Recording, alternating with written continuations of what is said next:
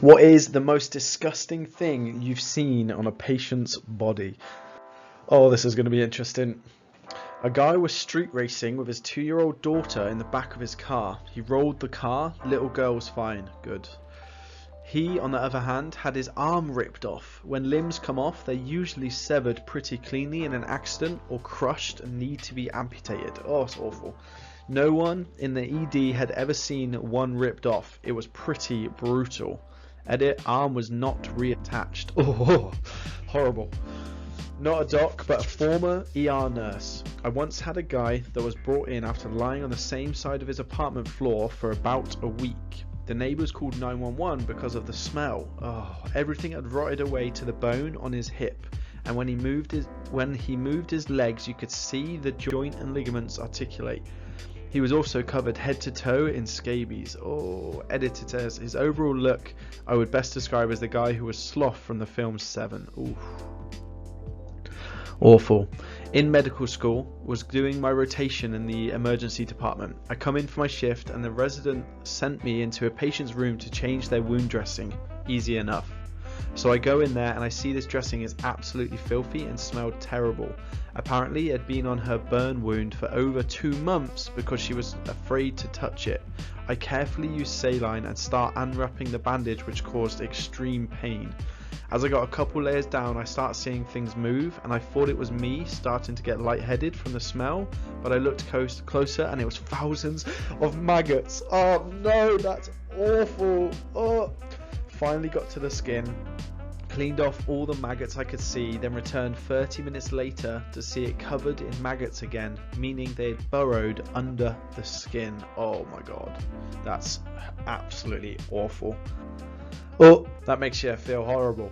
In medical school now, and I had a patient with a hole in their back the size of both of my fists together due to stage 4 pressure ulcer. Oof.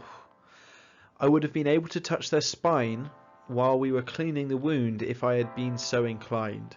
We took a massive chunk of necrotic tissue off of this guy, and the fellow I was working with said he would most likely die with the wound because it had gone so far. But nothing I can do can describe the smell. Even through an N95 mask and a surgical mask I was wearing, it was so overpowering that I still have nightmares about it to this day. Oh god, that's horrible. Oh, I am an ENT resident. I saw a gentleman with a history of cancer on his scalp. The ED called because they thought his scalp was infected. Walking in the room, it immediately smelled wretched. When I looked at his head, I did a double take because I saw a patch of his scalp literally move. When I examined closer, I realised that it was a swarm of maggots crawling around his open wound, which was exposed skull. That is horrendous. Oh, it's so awful. Maybe the maggots actually helped control the infection, I don't know, but I felt very sad for him. Oh, so bad. Saw a kid with a softball-sized facial tumour that was basically rotting. The gross part was the hordes of maggots devouring this poor kid's tumour. Oof. It was incurable, but every few weeks he would come in for the surgeons to debulk the tumour so that it didn't get too big. When the electrocautionary pen hits a magnet, the maggot vaporizes. Oh, god, these are making me feel horrible. Horrid. Oh. The pimple was pretty bad. An athletic guy came in because his leg hurt during exercise at first, then at rest too. Nothing to see but a pimple on the thigh, and it felt oddly doughy. The pimple was the exit of a huge abscess. The whole thigh was filled with pus. In the OR, the surgeon dove in with both hands, just hauling masses of pus and dead muscle out. Oh. Pilonidal cysts are similarly gross, large abscesses above the anus from ingrown hair. The holes, after cleaning those out, vary from golf ball to grapefruit size and need to be tightly packed with gauze every few days so they heal from the bottom up. Takes a while, but they do heal. Homeless people were difficult too. Oh. Not that they can help it, it's difficult to keep clean when on the streets, but chasing vermin down the drain with the shower spray at full blast is not fun. I always wanted to scratch my skin off after that. Oh, Oh, these are horrible. Limbs displaced is the hardest for me. Saw a motorcycle rider who clipped a parked car with his foot and came in with his foot on backwards. Ooh. I was a medical student for 2 years, ultimately dropped out, but I had an obese patient that had maggots in between her fat rolls. Oh, it's horrendous. In med school, I met a gentleman who the world had let down. Homeless, dishevelled, malodorous, and he wasn't quite there upstairs due to chronic alcohol use. Sweet guy, but very confused.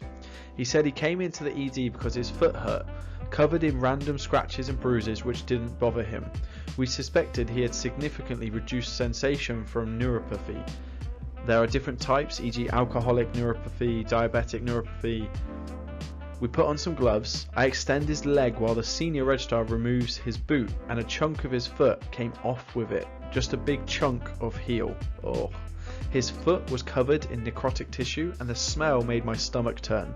The old boot had been acting like a compression stocking, holding his foot together until it didn't. Oh my god. Oh, these are real bad today. These are some of the worst things. Oh crikey. In med school, the absolute worst was a case of Fournier's gangrene, a necrotizing, flesh-eating bacterial infection of all the soft tissue of the genitalia and pelvis. Oh my god. Wasn't so bad when I first saw him in the ER, but the CT was pretty rough looking. And once we got to the OR and started cutting, no way to describe it. Oof. Nurse here had an infant come in with intussusception, childhood illness where part of the intestines telescope back into itself, causing an obstruction, who was misdiagnosed and sent home. A few days later is rushed back to the hospital via ambulance because his bowel was so obstructed it had become necrotic and he went septic / started to die. Ended up resulting in an extensive bowel resection and abdominal surgeries, and during his stay in the ICU we had what was left of his bowel in a silo bag.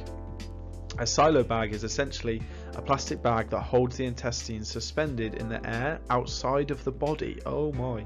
The point is to protect them while outside the body so the inside can heal more effectively. It was like something straight out of Saw 3. The kid ended up making a full recovery. Yeah, let's go. Well done, doctors and nurses. You guys are amazing. I was a medic, but this dude was a chronic smoker and came in with a massive abscess on his neck. Popped it and immediately the entire room smelled like damp old cigarettes. I didn't wear those scrubs again, laugh out loud. Oh, awful. Nurse, not doctor here. Patient with 12-inch long, 3-inch deep laceration with necrotizing fasciitis in the perineal area. Poo leaking from the wound because they had developed a fistula from the bowel to the wound. Oh my god. These are so messed up. I feel for so many people here. These are crazy. Med student here. Saw a guy come into the ER for a dressing of a wound on his sole. Wound seemed like a regulation diabetic ulcer around 2 inches across with a whitish floor. Then the resident put 3 of his fingers into the ulcer and they went right into the man's foot, all the way up to the resident's knuckles. Turns out the floor wasn't the floor at all, but what was left of the inside of that guy's foot. Worst part, the whole time this was happening, guy didn't even so much as wince. No sensation whatsoever. Oh. 5 of Diamond says, one guy walked home from a party and ran over train tracks because it was shorter. He got hit by a train and his left arm got ripped off. Not just clean cut, but ripped.